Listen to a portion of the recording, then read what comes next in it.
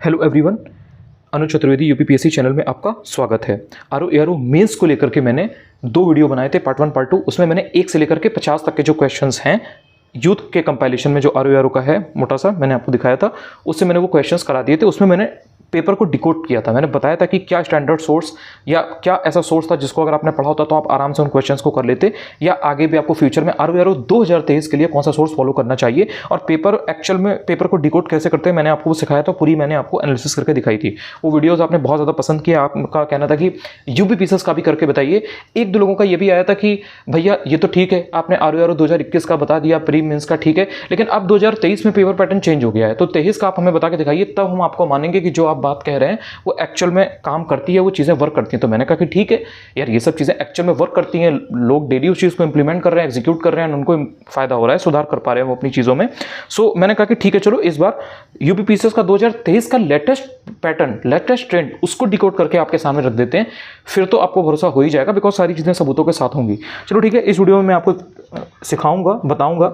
I hope आपको इससे कुछ ना कुछ फायदा तो मिलेगा ही। देखो पहला क्वेश्चन ध्यान से देखो, इसमें क्या है कि उत्तर प्रदेश के संदर्भ में निम्नलिखित कथनों पर विचार कीजिए। इसमें जो यूपी का जो राज्य का भौगोलिक जो क्षेत्र है उसके बारे में दिया हुआ था, एक दूसरी स्टेटमेंट दी गई थी, इंग्लिश में भी इधर लिखा हुआ है, आप देख सकते हैं। अब आप सोचेंगे कि ये जो क्वेश्चन आया है यूपी के फॉरेस्ट के ऊपर, यूपी के फॉरेस्ट का जो डेटा है उसके ऊपर, ये नया क्वेश्चन है। देखिए ये नया क्वेश्चन नहीं है। अगर आपने ढंग से पीवाईक्यू की एनालिसिस की होती, ढंग से अपने यूपीपीएससी और आरओ एआरओ के अगर अपने पीवाईक्यू को पढ़ रखा होता, तो ये क्वेश्चन आपके लिए आसान था।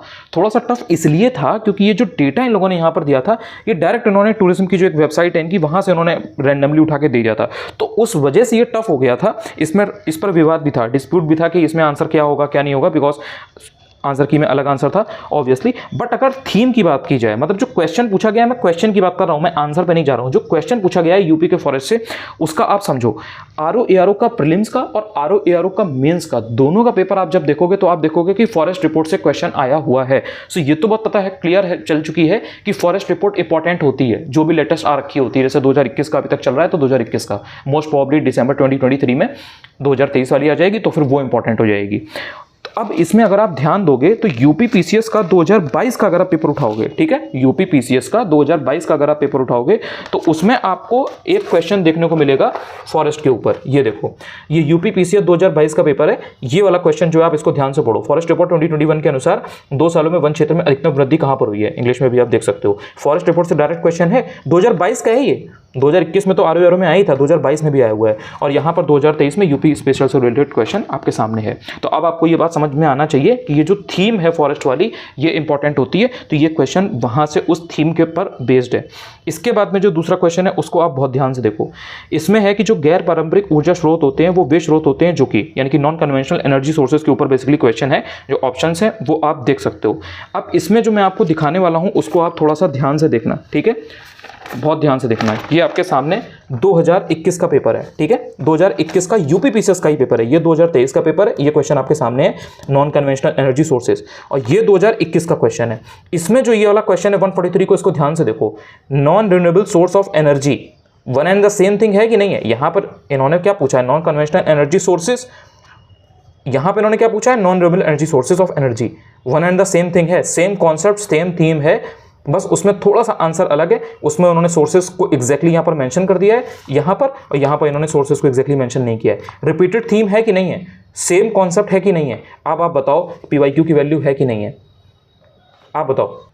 चलो आगे चलता हूं। ये क्वेश्चन तो आप दोनों समझ गए होंगे, दोनों का मैंने आपको बताया। तीसरा क्वेश्चन देखो, निम्नलिखित में से फिरोज तुगलक के नागरकोट अभियान के दौरान संग्रहित जो संस्कृत पुस्तकें थी उनका अनुवाद किसने किया था, ट्रांसलेशन किसने किया था? इंग्लिश में भी आप देख सकते हो, who among the following translated 300 volumes of Sanskrit books collected by Firoz Tughlaq during the campaign of Nagarkot. ठीक है, बेसिकली उन्हें फिरोज तुगलक के बारे में पूछा गया है। मैंने आपको चीक करके अपने वीडियोस में बता रखा है, जो मैंने टारगेट्स आपको दिए हैं, वज्र बैच की बात हो, चाहे जो अगस्त का मंथ था उसकी बात हो, मैंने आपको कई बार बताया जब भी मैं हिस्ट्री की बात करता हूँ, मेडिवल हिस्ट्री की टारगेट्स में, कि भाई फिरोज तुगलक बहुत इंपॉर्टेंट है, फिरोज तुगलक के बारे में ढंग से पढ़ लो, ये बहुत ज्यादा पूछा जाता है ना, फिरोज तुगलक के बारे में डायरेक्टली पूछा गया है। अब मैं जो मैं दिखाने जा रहा हूं उसको ध्यान से देखो। ये देखो, इसमें जो 112 नंबर का क्वेश्चन है इसको ध्यान से पढ़ो।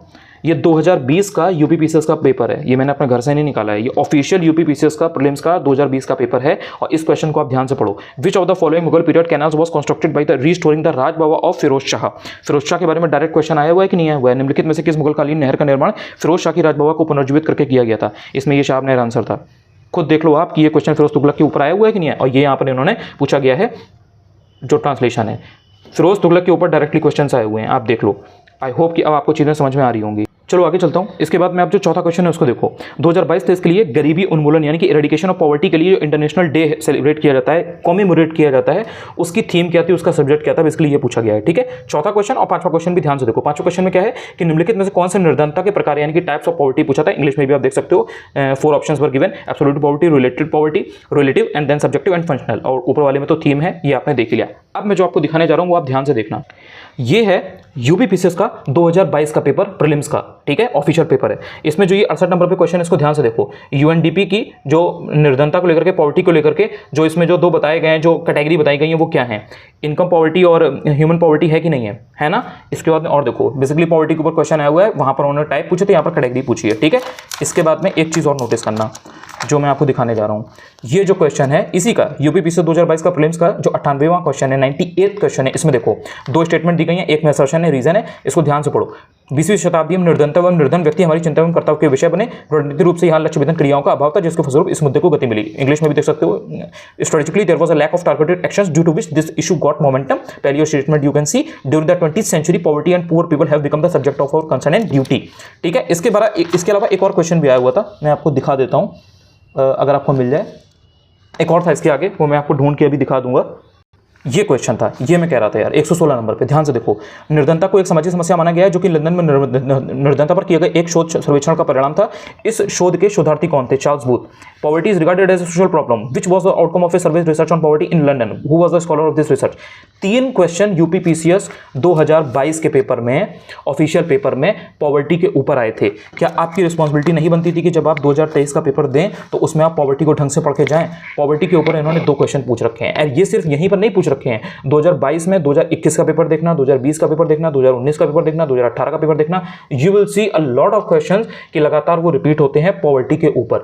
मैंने जो इंपॉर्टेंट टॉपिक्स की पीडीएफ फ्री में दे दी, लोग इस तरीके की पीडीएफ के लिए पैसे चार्ज करते हैं, मैंने फ्री में उसको डाल रखा है टेलीग्राम पे, जस्ट इसलिए कि आप प्लीज उसकी वैल्यू समझो एंड उसमें से चीजों को तैयार कर लो। वो पॉवर्टी का टॉपिक उसमें मैंने आपको सबसे पहले करा रखा है, बता रखा है उसमें कि पॉवर्टी पढ़ लो, इससे डायरेक्ट क्वेश्चन आते हैं। एमपीआई पढ़ लो, इससे डायरेक्ट क्वेश्चन आते हैं। ह्यूमन डेवलपमेंट इंडेक्स पढ़ लो, इनसे डायरेक्ट क्वेश्चन आते हैं। इकोनॉमी आपको टफ लगती है ना, आप पॉवर्टी पढ़ के जाइए, आप इन्फ्लेशन पढ़ के जाइए, आप एचडीआई यानी कि ह्यूमन डेवलपमेंट इंडेक्स पढ़ के जाइए, आप एमपीआई पढ़ के जाइए यानी कि मल्टी डायरेक्शनल पॉवर्टी इंडेक्स। कैसे क्वेश्चन नहीं बनेंगे आपके? बनेंगे, डेफिनेटली बनेंगे, हर साल क्वेश्चन आते हैं उससे।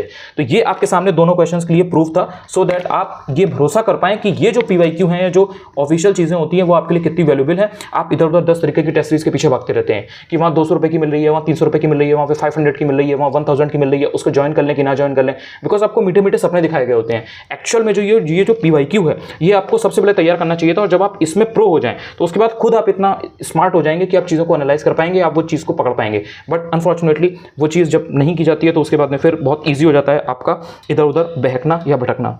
नेक्स्ट क्वेश्चन देखिए, ये जो छठा क्वेश्चन था इसमें था कि आर्थिक विकास में मानव संसाधन का योगदान के संदर्भ में निम्नलिखित में से कौन से जो कथन है वो सही है। इसमें 2 बहुत ही सिंपल ऑप्शन दिए गए थे। अगर आपने बहुत ज़्यादा पढ़ाई नहीं भी की है, तब भी अगर आपके पास कॉमन सेंस अगर है, प्रेजेंस ऑफ माइंड आपका अगर काम करता है ठीक ठाक, तो आप अगर दोनों स्टेटमेंट को पढ़ोगे, सिंपली उसमें आंसर निकालोगे, दोनों स्टेटमेंट इसमें सही थी एंड इसमें कोई ऐसी चीज़ नहीं लिखी थी जो गलत हो या आप उसको बता ना पाओ। बेसिकली उन्होंने पूछा था कि यार इकोनॉमिक डेवलपमेंट के लिए ह्यूमन रिसोर्सेज का रोल क्या है। दोनों ही इसमें जो इफेक्ट बताए गए थे इकोनॉमिक डेवलपमेंट, पॉपुलेशन ग्रोथ के, इकोनॉमिक डेवलपमेंट के संदर्भ में, वो दोनों सही थे। बहुत ही ईजी क्वेश्चन था, बेसिक क्वेश्चन था, ये आप आराम से कर सकते थे। 7वां क्वेश्चन है, इसको ध्यान से देखो। 7वें क्वेश्चन में इन्होंने क्रोनोलॉजी में लगाने को दे दिए भारतीय संविधान की चीजें, जैसे प्रारूप समिति की नियुक्ति है, या भारतीय संविधान को जब अंगीकृत और अधिनियमित किया गया था, या भारतीय संविधान के प्रवृत्त होने की तिथि जो थी, या फिर संविधान सभा की पहली बैठक थी, यानी कि जो कॉन्स्टिट्यूएंट असेंबली है वो पहली बार उसकी मीटिंग कब हुई थी, या फिर इंडियन कॉन्स्टिट्यूशन कब अडॉप्ट किया गया था या इनेक्ट कब हुआ था, या फिर date of commencement of Indian constitution. Basically ये जो 4 आपकी इवेंट्स थी, ये कई बार रिपीट हुई हैं एक एक ऑप्शन करके। बहुत ईजी चीज़ है ये, और कई बार आपसे पूछा गया है। कभी आपसे जम्मू कश्मीर वाला जो 1947 वाला जो टाइम पीरियड था जब जम्मू कश्मीर को विलय किया गया था, वो वाला क्वेश्चन आया था 20 या 21 के पेपर में, देख लेना आपको मिल जाएगा। सो बेसिकली ये जो प्रारूप समिति है, कभी इसके बारे में डायरेक्टली पूछ लेता है, कभी आपसे अध्यक्ष वगैरह पूछ लेता है, कभी आपसे डायरेक्टली भारतीय संविधान में वो जो 26 नवंबर 1949 वाला है, कभी आपसे वो डायरेक्ट पूछ लेता है, कभी फाइनली कब इनेक्ट हुआ वो पूछ लेता है। तो उन्होंने इस बार क्या किया कि चारों चीज़ों को मिला करके एक साथ दे दिया। ये भी रिपीटेड क्वेश्चन था, इजी क्वेश्चन था, आप ईवाक्यू ढंग से लगाओगे आपको मिल जाएगा। अब मैं हर चीज़ नहीं दिखाऊंगा, बिकॉज हर चीज़ दिखाऊंगा तो फिर वीडियो बहुत लंबा हो जाएगा, मुझे क्वेश्चन भी कवर करने हैं। एटलीस्ट मैं इसमें ट्राई करूंगा कि मैं 25 क्वेश्चन कवर कर दूँ। चलो आगे आ जाओ, आगे आने के बाद मैं आपको दिखाता हूँ। यार अब ध्यान से देखो, ये जो 8वां क्वेश्चन है इसको आप ध्यान से पढ़ो। इसमें बेसिकली इन्होंने मैच द फॉलोइंग दे दिया था। उन्होंने बताया था कि यार डिजीजेज जो होती हैं उनके पीछे फैक्टर बताने थे, जैसे कि अगर डेंगू है तो उसका फैक्टर क्या होता है, एलिफेंट फुट है तो उसका फैक्टर क्या होता है, जिसको हाथी पाँव बोलते हैं देशी लैंग्वेज में, हिंदी लैंग्वेज में, एंड मलेरिया का जो फैक्टर है वो क्या होता है, और जो पेप्टिक अल्सर है उसका जो फैक्टर है वो क्या होता है। अगर मेरी इंपॉर्टेंट टॉपिक्स की जो PDF वही जो मैंने आपको बताई है, जो मैंने टेलीग्राम पर फ्रीली दे रखी है, उसको अगर आप देखोगे उसमें भी आपको ये सब चीज़ें मैंने बहुत पहले बता दी हैं, यहाँ से करीब 2-2.5 महीने पहले ही आपको मैंने बता दी थी। इसके अलावा अगर आप मेरी वीडियोस देखोगे उसमें भी मैं बार बार बोलता रहता हूँ कि यार जनरल साइंस में ये सारी चीज़ें बहुत इंपॉर्टेंट है और ये सब मोस्ट इंपॉर्टेंट टॉपिक्स हैं, और जो चीज़ें मैं बताता हूँ एक्चुअल में वर्क करती हैं नहीं, उस चीज़ का ये सबूत है। अब इसमें देखो ध्यान से, मैंने कई बार आपको बताया कि ये जो डेंगू है, मलेरिया है, एलिफेंट फुट, ये सब रिपीटेड चीज़ें होती हैं और ये बहुत ईजिली आपको नंबर फेच कराती है, तो इसको ढंग से पढ़ के जाना।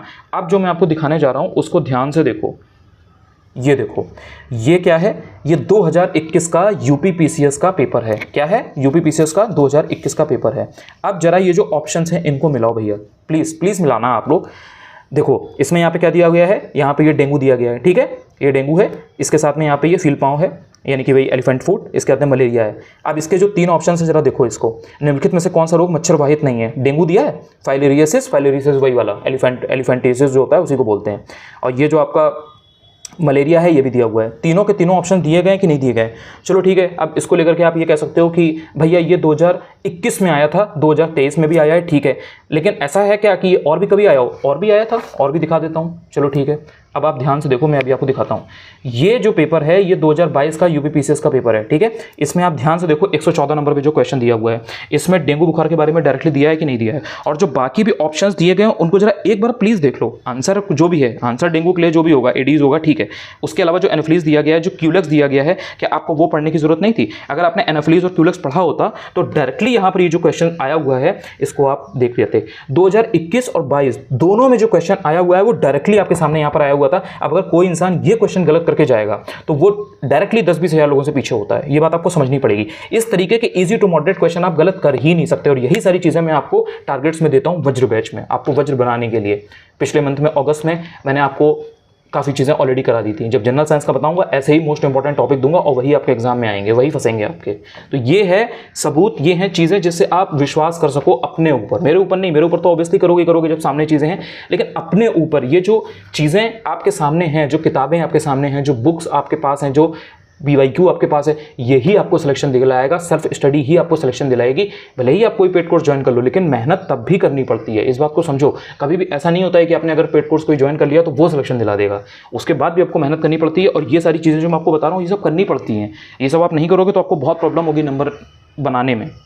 अब जो मैं आपको दिखाने जा रहा हूँ उसको देखना बहुत ध्यान से, ठीक है। ये जो 9वां क्वेश्चन है इसको ध्यान से देखो। वैसे आपके लिए क्वेश्चन बहुत टफ होगा, क्योंकि इसमें जो ऑप्शंस दिए गए थे वो एक्चुअल में आपने सुने भी नहीं थे। मिरात सिकंदरी हो गया, बुरहान माशिर हो गया, रियाज जो सलातीन हो गया, रियाज जो लिंशा हो गया, एंड उनमें किस किस चीज़ के बारे में बात की गई है, ये सारी चीज़ें आपके बारे में थी, ठीक है। अब आप जो स्मार्ट बच्चा होगा, जो राइट गाइडेंस के अंडर में तैयारी कर रहा होगा, जिसको पता होगा कि क्या पढ़ना होता है और क्या छोड़ना होता है, वो ये बात जान जाएगा ये क्वेश्चन आने के पहले ही, पेपर देने के पहले ही, कि यार हर साल एक मिडिवल हिस्ट्री से संबंधित, मध्यकालीन भारत से संबंधित एक किताब, एक रचना पूछी जाती है हर हालत में। ये पैटर्न चल रहा है, ठीक है। जो भी स्मार्ट बच्चा होगा वो पहले से इसको पढ़ के जाएगा। और इसमें भी जो नाम हैं, जो स्पेशल जिसकी ये चीज़ें थी, वो लोग, ये चारों लोग जिनकी ये रचनाएं हैं, ये इंपॉर्टेंट थे, ठीक है। गुजरात विजय बहुत इंपॉर्टेंट है, तो उसका किसके बारे में जिक्र किया गया ये आपको पता होना चाहिए था। अब ये जो पैटर्न जो मैंने आपको बताया है कि मिडिवल हिस्ट्री की एक बुक आती है कि नहीं आती है, इसका मैं आपको सबूत देता हूं कि कैसे हर साल एक क्वेश्चन इसी से आता है। अभी देखना। अब आप देखो 2022 का ये पेपर है, इसमें जो 5वां क्वेश्चन है उसको ध्यान से देखो। निम्नलिखित में से किसने चिंतामणि भट्ट द्वारा रचित संस्कृत ग्रंथ शुक सप्तती का फारसी में अनुवाद कर उसका नाम तूतीनामा रखा था? ख्वाजा जियाउद्दीन नक्शबी। मिडिवल हिस्ट्री की वही थी बुक, उसी का इन्होंने पूछा है कि नहीं पूछा है, आपके सामने है। ये 2022 का क्वेश्चन था। इसके बाद में देखो ये 2021 का पेपर है, आपके सामने है। 2021 में जो 35वां क्वेश्चन है उसको ध्यान से देखो। फवायदुल फवाद नामक पुस्तक शेख निजामुद्दीन औलिया की बातचीत का विवरण है। इसका संकलन किसने किया था? अमीर हसन सिद्दीकी ने। आपके सामने क्वेश्चन है कि नहीं है? लगातार 21 में आया, 22 में आया, 23 में आया। चलो ठीक है, आपको लग रहा होगा कि यार क्या इसके पहले भी आया था क्वेश्चन? चलो ठीक है, बता देते हैं क्या ये चीज़ पैटर्न पहले भी फॉलो होता था। ये पेपर है आपका 2020 का, ठीक है, UPPCS 2020 का पेपर है। जो लास्ट क्वेश्चन यहाँ पे दिया गया उसको ध्यान से देखो। इसमें क्रोनोलॉजी पूछ दी थी, जो रचनाएं ये हुई हैं इनकी क्रोनोलॉजी पूछ दी थी। फतवाएं जहादारी, पृथ्वीराज रासो, किताबुल हिंद। किताबुल हिंद किसकी है आप जानते होगे। अभी जब 2 दिन मैंने आपको टारगेट दिया था तो मैंने आपको बताया था कि किताबुल हिंद कितनी इंपॉर्टेंट है। अलबरूनी मैंने आपको स्पेशली पढ़वाया है कि नहीं पढ़वाया है? किताबुल हिंद यहाँ पर पहले आ चुका है। अलबरूनी के बारे में कभी भी एक फैक्ट आएगा, आप हंसते खेलते वो क्वेश्चन आसानी कर ले जाओगे, क्योंकि आप वज्र बन चुके होगे, क्योंकि आपने अलबरूनी को पहले ही पढ़ रखा है। डायरेक्ट क्वेश्चन आया हुआ है 2020 में। कितने सालों में लगातार ये क्वेश्चन आ रहा है, लगातार इस तरीके की चीज़ें आ रही हैं। 2020 में, 21 में, 22 में, 23 में, 4 साल तो हो गए ना। 2019 में भी देख लो, आपके सामने चीज़ें हैं। 19 में जो ये 116 वाला क्वेश्चन है, इसको ध्यान से देखो। तबकात नासरी आपके सामने है कि नहीं है, ये देखो। तबकात नासरी, तारीख फिरोज शाही, तुगलकनामा, हुमायूंनामा, डायरेक्टली आपके सामने चीज़ें हैं कि नहीं। और यहाँ पर भी ये देख लो, ये जो तबकात नासरी है इसको ध्यान से देखो। इसके पहले वाला क्वेश्चन था, इसमें जो ये ऑप्शन में जो आपको ये दिखा रहा हूँ, ये तबकात नासरी ये ऑप्शन में है कि नहीं है। और इसके बाद में ये जो यहाँ पर तबकात नासरी है ये ऑप्शन में है कि नहीं है। और ये दोनों क्वेश्चन, ये 19 का पेपर है, ये वाला 19 का पेपर है, ये वाला 2020 का पेपर है। और उसके बाद में ये जो मैंने आपको दिखाए हैं, ये वाला 21 का पेपर था, ये वाला 22 का पेपर था, और ये मैं आपको 23 के पेपर से करा रहा हूँ। अब आपको समझ में आ गया होगा कि 5 साल से ये क्वेश्चन का जो ट्रेंड है, ये जो पैटर्न है कि मध्यकालीन भारत के इतिहास से एक क्वेश्चन पूछा जाता है और वो टॉपिक के आपको पढ़ के नहीं जाना चाहिए था, उसमें भी मैं आपको बता दूंगा कि ये रूलर्स हैं या ये किताबें हैं, ये आपको मोस्ट इंपॉर्टेंट हैं, ये पता होनी चाहिए। और ये ऐसा नहीं है कि सिर्फ ये यूपी पीसीएस के 5 साल में आया है, इसके अलावा भी 6-7 पेपरों में आया हुआ है। वो भी मैं आपको दिखाऊंगा, बताऊंगा, लेकिन समय आने पे, कुछ समय बाद मैं आपको बता दूंगा कि ये रचनाएं हैं, इनको जरूर पढ़ के जाना, और वो आपको मोस्ट इंपॉर्टेंट उनमें से मिल जाएगा। उसमें बहुत मेहनत लगती है, इसलिए इंसान खोजता नहीं है, ढूंढता नहीं है। अब ये जो मैंने आपको चीज़ बताई थी कि आपको इसके पहले पता होगी, बहुत से लोग को पता होगी, मैं ये नहीं कह रहा कि कोई रॉकेट साइंस है, इट जस्ट मैं ये कह रहा हूँ यार पीवाईक्यू पे फोकस करो। मेरा ये सब समझाने का जो एम है, जो लक्ष्य है, जो उद्देश्य है, वो बस ये है कि आपकी प्रायोरिटी होनी चाहिए चीज़ों को सीखने की सही तरह से। आप इधर उधर भटक रहे हो, लेकिन जो चीज़ आपको एक्चुअल में सबसे पहले करनी चाहिए, आपने अभी तक वो तैयार नहीं की है, तो आपके क्वेश्चन कैसे सही होंगे। जब मैं बताता हूं कि ये मोस्ट इंपॉर्टेंट टॉपिक है तो उस पर भरोसा करो, उसको तैयार कर लो। बाकी अगर सबूत दिखाने की बात होगी कि एक्चुअल में इंपॉर्टेंट है कि नहीं है, तो वो सब इसीलिए मैं सामने दिखा रहा हूं, ताकि आप लोग यहां से अब वज्र बन जाओ। अब वज्र बन जाओ, इसमें कोई डाउट नहीं होना चाहिए कि ये चीज़ इंपॉर्टेंट है, तो ये मैं आज के आज पढ़ूंगा। इस तरीके की कंसिस्टेंसी आपके माइंड में होनी चाहिए, इसीलिए ये सब चीज़ें आपको सिखा रहा हूँ, दिखा रहा हूँ कि देखो ये सब चीज़ें कैसे काम करती हैं। अब इसके बाद में जो अगला क्वेश्चन है, 10वां क्वेश्चन, उसको ध्यान से देखो। इसमें बहुत ही सिंपल एक क्वेश्चन पूछा गया है कि एक असर्शन दिया है, रीजन दिया है, आपने बिल्कुल कुछ आपको नहीं पता है, उसके बाद भी ये क्वेश्चन आप आसानी से कर लोगे। उसमें बोला गया है कि यार देश के पर्यावरण को बनाए रखने के लिए जनसंख्या नियंत्रण आवश्यक है। बिल्कुल सही बात है यार, बहुत आवश्यक है। जनसंख्या में तीव्र वृद्धि के कारण पर्यावरण संतुलन बना रहता है। भाई खुद बताओ, अगर जनसंख्या एकदम से बढ़ जाएगी, एकदम से मकान बनने लगेंगे, एकदम से इंडस्ट्रीज बनने लगेंगी, एकदम से फैक्ट्रीज स्टैब्लिश होने लगेंगी, तो जो पर्यावरण संतुलन है, जो एनवायरमेंट में जो एक बैलेंस बना हुआ है, वो बना रहेगा या फिर वो बिगड़ जाएगा। खुद बताओ, बेसिक क्वेश्चन है। कोई भी नॉर्मल इंसान जो होगा, जिसका प्रेजेंस ऑफ माइंड नॉर्मल काम करता होगा, वो इंसान इस क्वेश्चन को आसानी से सॉल्व कर ले जाएगा। आगे चलते हैं, इसमें कोई ऐसी बहुत टफ चीज नहीं है। इसके बाद में जो देखो, जो ऑप्शन है, जो 11वां क्वेश्चन है, उसको ध्यान से देखो। निम्नलिखित में से कौन सा संगठन दिल्ली में वायसरॉय लॉर्ड हॉर्डिंग पर बम फेंकने के लिए उत्तरदायी था। अब इसमें जो पहली बात तो जो इसमें चारों दी गई हैं, अखिल भारतीय मजदूर संघ, पहली बात तो ये जो अखिल भारतीय मजदूर संघ है ना, इसी से संबंधित एक क्वेश्चन 2020 या 21 के पेपर में आ चुका है। उसमें वीपी वाडिया करके आंसर था, 4 ऑप्शंस और दिए थे, एक में एंड्रूज करके कुछ दिया था, वीपी वाडिया दिया था, और 1-2 और दिए थे, जाकर के देख लेना। अब वो मैं नहीं दिखाऊंगा क्योंकि फिर बहुत लंबा वीडियो हो जाएगा। जो मोस्ट इंपॉर्टेंट क्वेश्चन है वो दिखा दे रहा हूँ। ये मजदूर संघ से रिलेटेड क्वेश्चन आ चुका है। युगांतर और अनुशीलन समिति बहुत इंपॉर्टेंट है, इसलिए आपको पता होना चाहिए, क्योंकि इसी के टाइम पे, युगांतर और अनुशीलन समिति के टाइम पे एक घोष करके लेडी थी, शांति घोष शायद नाम था, तो वो बहुत इससे इन्वॉल्व थी, तो वो बहुत एक इंपॉर्टेंट है। इसके अलावा यहीं पर वो हुआ करते जो वीडी सावरकर है, वीडी सावरकर नहीं है, क्या नाम है उनका, हाँ वीडी सावरकर ही है, तो वो हुआ करते थे। तो ये जो पूरा जो दौर था ना, ये बहुत इंपॉर्टेंट था जब ये दोनों बनी थी, तो इसलिए आपको पता होना चाहिए। यूनाइटेड पेट्रियोटिज्म, इससे रिलेटेड भी एक बार क्वेश्चन आ चुका है पहले। तो ये जो टॉपिक्स थे, ये एक्चुअल में इंपॉर्टेंट थे, इनके बारे में आपको पता होना चाहिए था। बाकी आंसर क्या था, क्या नहीं था, क्या उसमें आयोग ने आंसर दिया नहीं दिया, वो एक अलग टॉपिक है। मैं यहाँ पर आपको थीम बता रहा हूँ, मैं आपको फोकस एरिया बता रहा हूँ कि कैसे फोकस करते हैं चीज़ों पर जब आप पढ़ते हो, तो कैसे अननेसेसरी चीज़ को नेसेसरी चीज़ से फिल्टर करना है, अलग करना है, डिफरेंस क्रिएट करना है, वो मैं आपको सिखाने का प्रयास कर रहा हूं। इसके बाद में जो 12वां क्वेश्चन है, उसको ध्यान से देखो। इसमें पूछा गया कि जनवरी 2023 में न्यूजीलैंड के प्रधानमंत्री के रूप में किसे चुना गया था, या न्यूजीलैंड के जो प्राइम मिनिस्टर है वो पहली बार इनको चुना गया था। सो प्राइम मिनिस्टर के रूप में न्यूजीलैंड के चुना गया था। तो जब भी कभी इस तरीके से कोई प्राइम मिनिस्टर या प्रेसिडेंट चुना जाता है, तो उसको थोड़ा सा देख लिया करो। उसमें भी इंपॉर्टेंट ये होता है कि ऐसे तो बहुत सारी कंट्रीज होती हैं जिनमें प्रेसिडेंट या प्राइम मिनिस्टर चुने जाते हैं, बट जनरली वो बहुत ज़्यादा पॉपुलर कंट्री का नहीं पूछता है, थोड़ा सा ऐसी कंट्री का पूछेगा जो छोटी सी है, बहुत ज़्यादा नोटिसिएबल नहीं है, लेकिन वहाँ पर लास्ट 6 मंथ्स में कुछ ना कुछ करंट अफेयर्स में चीज़ें चली होती हैं। ये बात ध्यान रखना जो मैंने बोली है। जैसे आपसे तंजानिया का पूछा जा चुका है, ऐसे ही आपसे एक और 2 छोटी मोटी कंट्री हैं, उनका भी पूछा जा चुका है, बट वहाँ पर पिछले 6 महीने से उनकी जो पॉलिटिकल स्ट्रक्चर है, उनकी जो वहाँ पर जो इलेक्शन वगैरह का सिस्टम है, जैसे आपने देखा होगा ना, जैसे श्रीलंका है, तो श्रीलंका में बहुत ज़्यादा चीज़ें हुई थी, वहाँ पर एकदम से महंगाई बढ़ गई थी, इन्फ्लेशन बढ़ गई थी, एकदम से अराजकता का माहौल हो गया था। तो इस तरीके की जब भी कोई चीज़ किसी कंट्री में चल रही होती है 4 महीना 6 महीना, तो वो कंट्री इंपॉर्टेंट हो जाती है, भले ही वो कंट्री वैसे इतनी इंपॉर्टेंट हो या ना हो। तो तंजानिया में इस तरीके से इंपॉर्टेंट था, वहाँ से पूछा गया था। न्यूजीलैंड में कई सारी इंपॉर्टेंट चीज़ें हुई थी, इन्होंने शायद स्मोकिंग से रिलेटेड कुछ किया था, मुझे एक्जैक्टली अभी याद नहीं है तो मैं उसको डायरेक्ट कोट नहीं कर रहा हूँ, लेकिन मैं आपको बता रहा हूँ, आप सर्च कर लेना। न्यूजीलैंड में स्मोकिंग से रिलेटेड उन्होंने एक कोई इंपॉर्टेंट निकाला था, एक्ट कोई निकाला था, कानून पास किया था, तो वो बहुत ज़्यादा न्यूज़ में था न्यूजीलैंड, तो वहाँ पर उन्होंने न्यूजीलैंड में जो ये प्राइम मिनिस्टर है इनके बारे में पूछ लिया। इसके बाद में जो 13वां क्वेश्चन है, इसमें इन्होंने जो फिलॉसफी और उसके जो प्रमोटर थे, उसके जो प्रचारक थे, उनके बारे में पूछा है। यार जो 6 स्कूल्स ऑफ फिलॉसफी हैं, यानी कि दर्शन के जो स्कूल्स हैं, उनके बारे में बहुत बार पूछा जा चुका है। पतंजलि के जो पुष्यमित्र शुंग है, पुष्यमित्र शुंग के बारे में क्वेश्चन पूछा जा चुका है, तो पुष्यमित्र शुंग के साथ में पतंजलि रिलेटेड थे, तो पतंजलि अपने आप में बहुत इंपॉर्टेंट है, तो पतंजलि इंपॉर्टेंट था, पता होना चाहिए था। और ये जो वैसे भी नॉर्मल ये जो हैं, जैसे उत्तर मीमांसा है, कपिल या न्याय गौतम या मीमांसा, वैसे से ये सब मोस्ट इंपॉर्टेंट है, रिपीटेड है पहले से, पहले PYQ में आ चुका है, तो ये क्वेश्चन एक ईजी था, ईजी टू मॉडरेट कैटेगरी में ये क्वेश्चन आता है। इसके बाद मैं बात करूँ 14वां क्वेश्चन, जो कि है भारत में जनगणना का कार्य सबसे पहले कब किया गया था। यार जनगणना, सेंसस, आप सब चीज़ पढ़ रहे हो, उसके अंदर डेटा पूरा पढ़ रहे हो, लेकिन आपको अगर यही नहीं पता है कि जनगणना का कार्य सबसे पहले कब किया गया था, तो मतलब कितनी छोटी बात है, ऐसी बात है जो आपको नहीं होनी चाहिए आपके साथ, आपको पता होना चाहिए। तो वैसे तो ये बहुत ईजी क्वेश्चन था, लेकिन इसमें कंफ्यूजन बहुत था, बिकॉज उसके ऑप्शंस इन्होंने बहुत डिफरेंट दे दिए थे, तो इस वजह से ये क्वेश्चन थोड़ा सा डिस्प्यूटेड हो गया था। लेकिन ये आपको पता होना चाहिए जनगणना का कार्य, और ये आपको हर बुक में मिल जाएगा, जो भी आप जनगणना की कोई भी बेसिक किताब पढ़ोगे या बेसिक सोर्स पढ़ोगे, उसमें आपको ये मिल जाएगा। तो ये कोई ऐसा क्वेश्चन नहीं था। ऑल्सो ये क्वेश्चन भी रिपीटेड है, करीब 5-6 साल पहले, जब जैसे 2015-16 का अगर आप पेपर UPSS का देखोगे, 13-14 का पेपर देखोगे, तो उस टाइम पे जो प्री मेंस के पेपर होते थे, जैसे 2017 तक मेंस का पेपर जब होता था ऑब्जेक्टिव में UPSS में, तो ये सब क्वेश्चन रिपीटेड है, ऐसा नहीं है कि ये पहली बार आया हुआ है। इसके बाद में देखो जो बजट का जो क्वेश्चन है उसको ध्यान से देखो। अब देखो ये जो क्वेश्चन आपके सामने है 15वां वाला, इसमें देखो, इसमें बजट के ऊपर दो स्टेटमेंट बनाकर आपसे पूछा गया है। एक इसमें पूछा गया है कि जो मनरेगा में जो आवंटन वगैरह था, जो पैसा वैसा अलॉट किया जाता है, जो उसमें परसेंट कटौती वगैरह की बात की गई थी, मनरेगा के ऊपर बेसिकली क्वेश्चन है।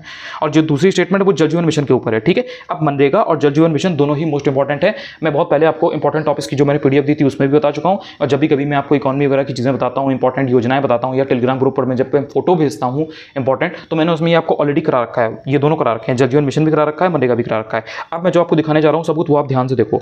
ये पेपर है 2022 का, ठीक है। अब 2022 के पेपर में आप जरा जो ये 62 क्वेश्चन है इसको ध्यान से देखो। जल जीवन मिशन योजना किस वित्तीय वर्ष के केंद्रीय बजट घोषित की गई थी? जल जीवन मिशन के ऊपर डायरेक्ट क्वेश्चन पूछा गया है। जल जीवन मिशन मैंने आपको कई बार बताया कि ये आयोग का फेवरेट है, ठीक है। 62वां जल जीवन मिशन आपने देख लिया, ये 2022 का UPSS का पेपर है।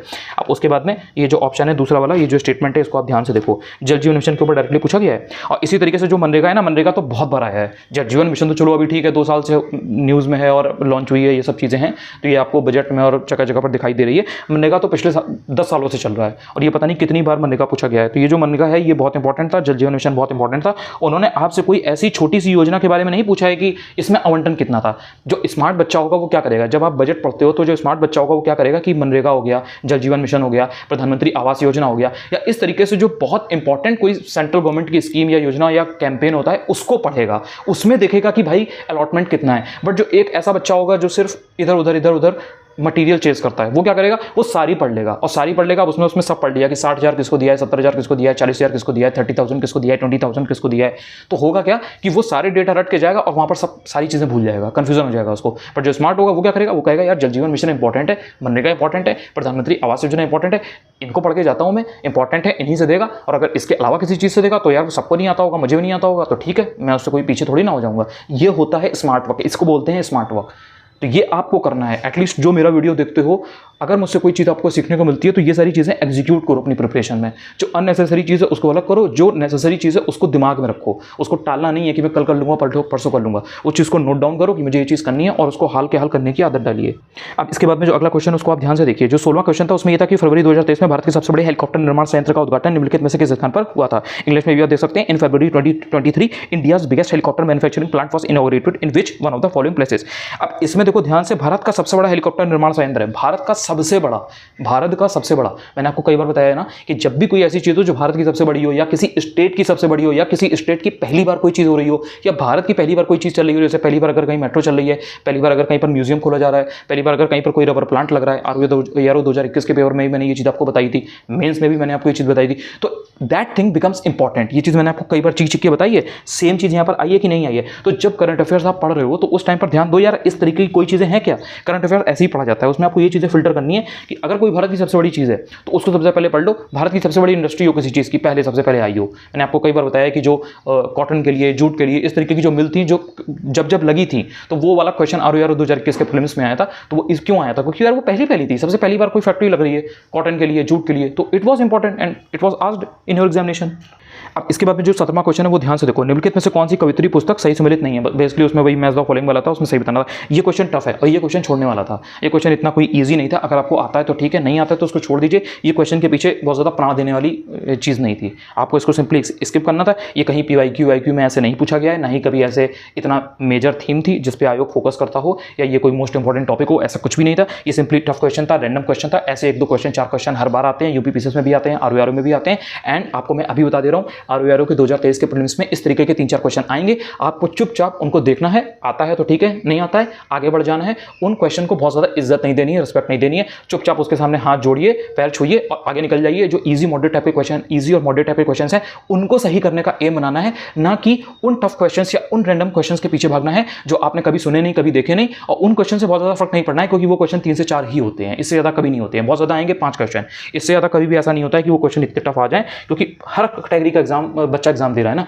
एग्जामिनर को पता है कि जो फर्स्ट अटेम्प्टर है उसके लिए भी पेपर बनना है, जो सेकंड अटेम्प्टर है उसके लिए भी पेपर बनना है, और जो पिछले 5 साल से पेपर दे रहा है उसके लिए भी बनना है। तो वो कोई ऐसी चीज़ नहीं पूछ देगा पूरे पेपर में, 120 क्वेश्चन टफ नहीं बना देगा। ये चीज़ आपको समझनी पड़ेगी। अब इसके बाद में मैं जो आपको दिखाने जा रहा हूँ, प्लीज़ यार ध्यान से देखना, सब आपके भले के लिए है। आप चाहो तो भरोसा कर लो, वरना फिर आपके मन में जो आए वैसा करो, आपके ऊपर है यार, प्लीज़। 18वां क्वेश्चन जो उसको ध्यान से देखो, पंचायतों के समस्त चुनावों का संचालन कौन करता है? 4 ऑप्शन उसमें दिए गए थे। ये 2023 के पेपर ही मैं करा रहा हूँ आपको। इसमें आंसर क्या था? राज्य निर्वाचन आयोग। देख लिया आपने। अब इसके बाद जो मैं आपको दिखाने जा रहा हूँ वो ध्यान से देखना। ये क्वेश्चन ध्यान से देखो, ये वाला, इसमें जो कौन सा, ये वाला 19वां क्वेश्चन, ये पेपर है आपका UPPCS का 2020 का पेपर। उसमें जो 19वां क्वेश्चन ये आपके सामने है, इसको ध्यान से पढ़ो। पंचायतों के लिए कराए जाने वाले सभी निर्वाचनों के संचालन का अधीक्षण, निर्देशन और नियंत्रण निहित होता है किसमें? राज्य निर्वाचन आयोग में, यानी कि स्टेट इलेक्शन कमीशन में। 19वां क्वेश्चन आपने ध्यान से पढ़ लिया, इंग्लिश में भी आप पढ़ सकते हो, कोई दिक्कत नहीं है। एंड ये वाला जो क्वेश्चन आपके सामने जो 2023 का दिया गया है, इनको पढ़ो। ये वाला क्वेश्चन ये 2020 का UPPCS का प्रीलिम्स है, और ये वाला पेपर 2023 का UPPCS का प्रीलिम्स है। ये और ये क्वेश्चन दोनों सेम है कि नहीं, आप खुद अपने आंखों के सामने पढ़ लो। अगर आपके पास पेपर हो आप जाकर के मिला लेना। सेम क्वेश्चन, दो क्वेश्चन 2020 में पूछा गया था, वो उन्होंने 2023 में रिपीट कर दिया। अब जो बच्चा इस क्वेश्चन को गलत करके आया है, वो बच्चा सीधे सीधे 20 से 25 हज़ार लोगों से पीछे जाएगा। और इस तरीके के क्वेश्चन अगर आप 15-20 एग्जाम में गलत कर देते हो, तो फिर आपका प्रीलिम्स नहीं होगा। इसलिए नहीं होगा क्योंकि वो लगभग हर इंसान सही कर रहा है। तो जब तक आप टफ क्वेश्चन सही नहीं करोगे उस बच्चे के कंपैरिजन में जिसने वो क्वेश्चन गलत किया हो, तब तक आप उससे आगे नहीं निकल पाओगे। तो इस तरीके के क्वेश्चन आपको गलत नहीं करने हैं। और मैं आपको एक चीज़ समझाने वाला हूँ, ये आपको पूरे यूट्यूब पर कहीं नहीं मिलेगी, ये चीज़ आपको समझनी है। ये जो 18वां क्वेश्चन है, इससे पंचायतों के समस्त चुनावों का संचालन state election commission. UPPCS prelims का पेपर कब हुआ था? 14 मई को। 13 मई को क्या था? काउंटिंग थी। जो इलेक्शन हुए थे, पंचायतों का जो इलेक्शन वगैरह चुनाव हुआ था, नगर निकाय के चुनाव हुए थे, उनकी जो काउंटिंग थी वो 13 मई को हुई थी। 4 और 11 तारीख को इलेक्शन हुए थे डिफरेंट मंडलों में। वो चीज़ न्यूज़ में चल रही थी, सेम चीज़ उसी के ऊपर उन्होंने क्वेश्चन बना दिया। ये इस तरह से क्वेश्चंस बनते हैं, इसको समझना सीखिए। ये यूट्यूब पर आपको कोई किसी ने वीडियो में नहीं बताया होगा। आपको ये चीज़ एक हैक दे रहा हूँ, बता रहा हूँ, इसको इंप्लीमेंट कर लीजिएगा। और ये थीम वर्क करती है कि नहीं करती है, मैं आपको 50 क्वेश्चन में दिखा सकता हूँ विद सबूत। किसी दिन एक वीडियो बनाऊंगा, उसमें मैं आपको बताऊँगा कि देखो वहाँ पर ये, जैसे एक एग्जाम्पल के लिए मैं आपको बता देता हूँ। पिछले साल 2022 में एक क्वेश्चन आया था विधानसभा के जो नवनिर्वाचित अध्यक्ष होते हैं ना विधानसभा में, उनके ऊपर आया था, जो हेड होता है मेन, तो उसके ऊपर क्वेश्चन आया था। अब वो क्वेश्चन क्यों आया था? वो ऐसे ही नहीं पूछ दिया था कि विधानसभा के ऊपर पूछ दिया। भाई किसी भी चीज़ के बारे में पूछ सकते थे, वही क्यों पूछा? उसके पीछे रीज़न ये था कि उस साल एग्जाम होने के पहले विधानसभा के इलेक्शंस हुए थे कई जगह।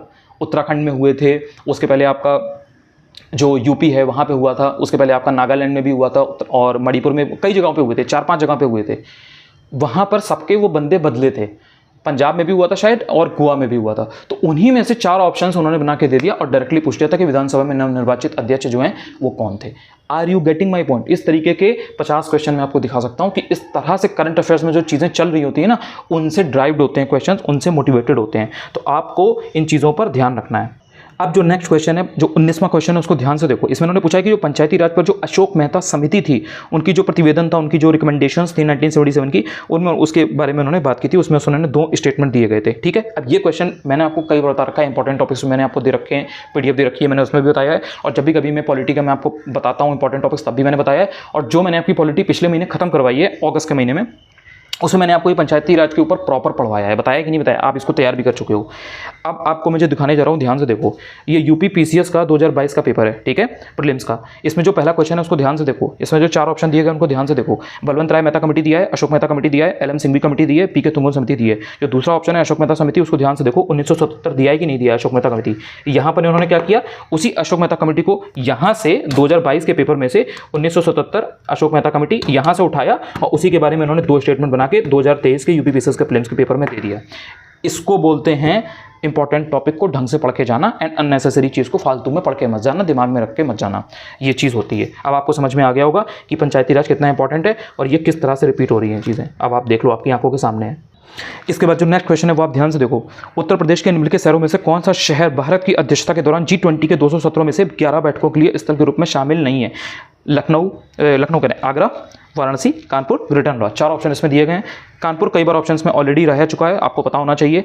मतलब जो यूपी के क्वेश्चंस कई बार जो करंट अफेयर्स के आते हैं उसमें ऑप्शंस में कानपुर रहता है। तो जब भी कभी इस तरीके कोई चीज़ आप पढ़ रहे हो यूपी वगैरह में, तो उसमें जो इंपॉर्टेंट जगह होती है वो देख लो। जैसे वाराणसी है, अब वाराणसी प्राइम मिनिस्टर की कॉन्स्टिट्यूएंसी है, या गोरखपुर है तो वो योगी जी की, यूपी के सीएम की कॉन्स्टिट्यूएंसी है। पता है आपको कि हाँ वहाँ से बिलोंग करते हैं, बाकी चीज़ें, तो वो आपको पढ़ के जाना चाहिए। अब इसमें आपको पता होना चाहिए था कि यार ये जो क्वेश्चन है ये एक्चुअल में इंपॉर्टेंट है, क्योंकि G20 हो गया, G7 हो गया, इनसे रिलेटेड यार कई बार क्वेश्चन आ चुके हैं। ब्रिक्स के ऊपर कई बार क्वेश्चन आ चुका है, तो पता होना चाहिए था कि G20 बहुत इंपॉर्टेंट है एंड यूपी का एग्जाम है, UP prelims, UP PCS prelims. तो उत्तर प्रदेश में अगर इस तरीके की कोई चीज़ हो रही है तो आपको पता होना चाहिए था। जैसे यूनिवर्सिटी खेलो इंडिया यूनिवर्सिटी गेम्स थे तो वो हो रहे थे, तो लखनऊ वगैरह में हुए थे, यूपी के लिए वो इंपॉर्टेंट चीज़ थी, तो आपको पढ़ के जाना चाहिए था, वो पता होना चाहिए आपको। आगे भी आपसे कभी भी पूछा जा सकता है, तो ये क्वेश्चन इजी था, आपको पता होना चाहिए था। इसके बाद में जो क्वेश्चन है 21वां, चरक संहिता कितने अध्यायों और खंडों में विभाजित है? सिंपल इसका आंसर था 120 अध्याय और 8 खंड। अब जब मैं कहता हूं कि प्लीज आप लोग ल्यूसेंट को पढ़िए, तो बहुत से लोग इस चीज़ को डाउट करते हैं कि यार हम ल्यूसेंट को पढ़ें ना पढ़ें, क्या मुझे पढ़ना चाहिए क्या नहीं पढ़ना चाहिए। मैंने आपको बोला है कि नहीं यार वो मस्ट है, उतना एटलीस्ट करके जाओ, because every other person is doing that book, ठीक है। ये क्वेश्चन डायरेक्टली उसमें वहाँ पर दिया हुआ है, एक लाइन का फैक्ट है, डायरेक्टली दिया हुआ है एंड ये आपको सीधे सीधे 1.33 मार्क्स देके जाता है यूपी पीसीएस प्रीलिम्स के 2023 के पेपर में। तो इसलिए जो चीज़ें मैं बताता हूँ मोस्ट इंपॉर्टेंट चीज़ें ही बताता हूँ। मैं आपसे कभी नहीं कहता कि सब पढ़ लो, ये कर लो, वो कर लो, ऐसा हो जाएगा वैसा हो जाएगा, मीडियम अपने दिखा दिया एंड उसके बाद में कट लिए। नो, यहाँ पर ये डायरेक्टली क्वेश्चन ल्यूसेंट में है और इस तरीके की चीज़ें आपको और भी मिलेंगी जो डायरेक्टली वहाँ से आ जाती हैं। इसलिए घटनाचक्र और ल्यूसेंट को ढंग से पढ़ो, उनसे पढ़ोगे तो आपको रिटर्न डेफिनेटली मिलेगा। अब इसके बाद में जो आपको मैं दिखाने जा रहा हूँ उसको ध्यान से देखो। जो 22वां क्वेश्चन है उसको आप ध्यान से पढ़ो। इसमें बेसिकली उन्होंने ये पूछा है कि जो ह्यूमन हार्ट है it is made up of how many chambers, यानी कि मानव हृदय कितने चैम्बर्स का घटक का बना होता है, ठीक है। वैसे तो ये बहुत ज़्यादा बेसिक क्वेश्चन है, आप इंसान हो और आपके जो हार्ट है वो कितने उसमें चैम्बर्स होते हैं, 4 होते हैं, पता है, बहुत बेसिक चीज़ है, हाई स्कूल इंटर की चीज़ है, तो इसमें कोई ऐसी बड़ी बात नहीं है। लेकिन इन्होंने हार्ट के बारे में ही पूछा है, ये यहाँ पर नोट करने वाली चीज़ थी, एक ध्यान देने वाली चीज़ थी, ऑब्जर्व करने वाली चीज़ थी, एनालिसिस करने वाली चीज़ थी। अब जो मैं आपको दिखाने जा रहा हूँ उसको ध्यान से देखो। ये यूपी पीसीएस का 2021 का पेपर है, इसमें जो 82 नंबर पर क्वेश्चन है उसको ध्यान से पढ़ो। विश्व का पहला हृदय प्रत्यारोपण निम्न में से किसने किया था? Christian Bernard was the right answer. यहाँ पर उन्होंने क्या पूछा है? हार्ट के बारे में। 2023 में उन्होंने क्या पूछा है? हार्ट के बारे में। सेम थीम है कि नहीं है? ध्यान से फिर से पढ़ लो। यहाँ पर इन्होंने जो हार्ट का ट्रांसप्लांट है उसके बारे में पूछा है, यहाँ पर उन्होंने कितने चैम्बर है उसके बारे में पूछ लिया।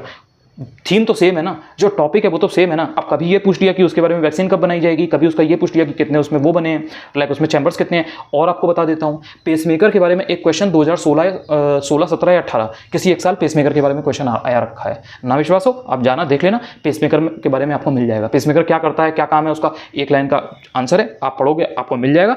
बाकी ज़्यादातर लोग तो जानते ही होंगे कि पेसमेकर क्या होता है। सेम कॉन्सेप्ट सेम थीम है कि नहीं है, आप मुझे खुद बताना कॉमेंट्स में। अब इसके बाद जो नेक्स्ट क्वेश्चन उसको ध्यान से देखो। इसमें फरवरी 2023 में उत्तर प्रदेश में अमृत भारत स्टेशन योजना के तहत आधुनिकीकरण जो किया जा रहा है, जो मॉडर्नाइजेशन किया जा रहा है, उसके लिए कितने रेलवे स्टेशनों की पहचान की गई थी।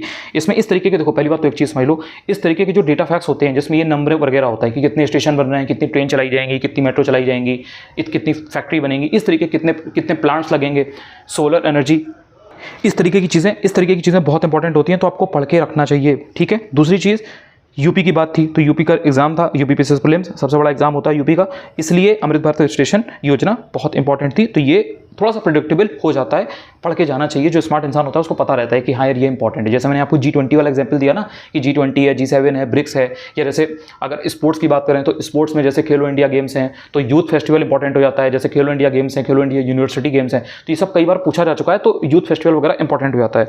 तो उसके थ्रू ये 23वां क्वेश्चन आप आसानी से कर सकते थे। अब इसके बाद में जो 24वां क्वेश्चन है उसको आप बहुत ध्यान से देखो। इसमें पूछा गया है कि निम्नलिखित में से कौन सा mRNA वैक्सीन है जिसका उपयोग कोविड-19 संक्रमण के विरुद्ध किया जाता है, यानी कि विच of the following is mRNA vaccine used against covid infection. ठीक है, ये आपने देख लिया। आंसर क्या है, इट डजंट मैटर मच। अब जो मैं आपको दिखाने जा रहा हूं ध्यान से देखो उसको। ये आपका यूपीपीसीएस का 2022 का पिछले साल का पेपर है, प्रीलिम्स का। इसमें जो 59 नंबर पर क्वेश्चन दिया गया उसको ध्यान से पढ़ो। कोविड-19 के लिए दिया जाने वाला सिनोवैक है, उसमें पूछा गया था कि बेसिकली जो सिनोवैक है वो किस तरीके का है। आप खुद देखो सामने आपके सामने कोविड को लेकर के, कोरोना के ऊपर, वैक्सीन के ऊपर क्वेश्चन पूछा गया है कि नहीं पूछा गया है। 2022 में इन्होंने सिनोवैक के बारे में पूछा, साइनोवैक या सिनोवैक जो भी आप इसको बोलो। एंड देन उसके बाद में 2023 में इन्होंने डायरेक्टली ये पूछ लिया कि जो कौन सी इसमें से mRNA वैक्सीन है, इसमें इन्होंने नाम दे दिया। यहाँ पर भी सिनोवैक ऑप्शन में है लेकिन बाकी भी हैं। बेसिकली आपसे वो ये जानना चाह रहा है कि कोविड-19, कोरोना के ऊपर वैक्सीन, वायरस 2-3 साल, इवन अभी तक लोग इकॉनमी इतना परेशान रही है कोविड में। आप जो वैक्सीन्स डेवलप की गई हैं अक्रॉस द ग्लोब, डिफरेंट जैसे सिनोवैक है, साइनोवैक जो भी आप बोलो, मॉडर्ना है, स्पुतनिक है, नोवावैक्स है, या फिर जो इंडिया में थी जो कि आपने लगवा रखी हैं, दोनों डोज आपने ले रखे हैं, बूस्टर डोज ले रखा है, तो उसका बेस क्या था, वो किस तरीके की थी, mRNA बेस्ड थी, DNA बेस्ड थी, किस तरीके की थी, होल जो वायरस होता है उसका वो था कि नहीं था। सेम क्वेश्चन 2022 में और 2023 में रिपीट हुआ है, आपके सामने है। तो जो स्मार्ट इंसान होगा वो इसको, जब ये 2022 में आया था, साइनोवैक के बारे में पूछा था और ये देखा गया था, तो वो तुरंत वैक्सीन इसकी सारी पढ़ लेगा। तो डायरेक्टली जब 2023 का वो पेपर देगा तो इस तरीके के क्वेश्चन को सामने सॉल्व कर पाएगा। इसके बाद में अगर आप बात करो, जो 25वां क्वेश्चन है वो है 1918 के संयुक्त प्रांतीय सभा किसान सभा का गठन निम्न में से किस नेता ने किया था। ये बहुत ही बेसिक सा क्वेश्चन है, घटना चक्र में क्वेश्चन दिया गया है, ल्यूसेंट में क्वेश्चन दिया गया है। तो अगर आपने अपना बेसिक मटेरियल कर रखा है या अगर आपने मॉडर्न हिस्ट्री की स्पेक्ट्रम कर रखी है तो हर जगह ये क्वेश्चन रेडिली अवेलेबल है। तो यहाँ पर मैंने आपको 1 से 25 तक क्वेश्चंस पूरे बता दिए हैं। आई होप को ये वीडियो आपको काफ़ी अच्छा लगा होगा, एंड आपको कैसा लगा कमेंट में ज़रूर बताइएगा। और चैनल पर अगर आप पहली बार आए हो तो आप चाहें तो चैनल को सब्सक्राइब भी कर सकते हैं। अगर अभी भी चाहें आप तो टेलीग्राम पर ज्वाइन कर सकते हैं, अनुज चतुर्वेदी यूपीपीएससी। आप टेलीग्राम पर सर्च करेंगे, you will find me, and बाकी मैं डिस्क्रिप्शन में लिंक दे दूंगा। Bye bye, thank you, thanks a lot. अगर आप यहाँ तक आए हो और ये वीडियो देखा है तो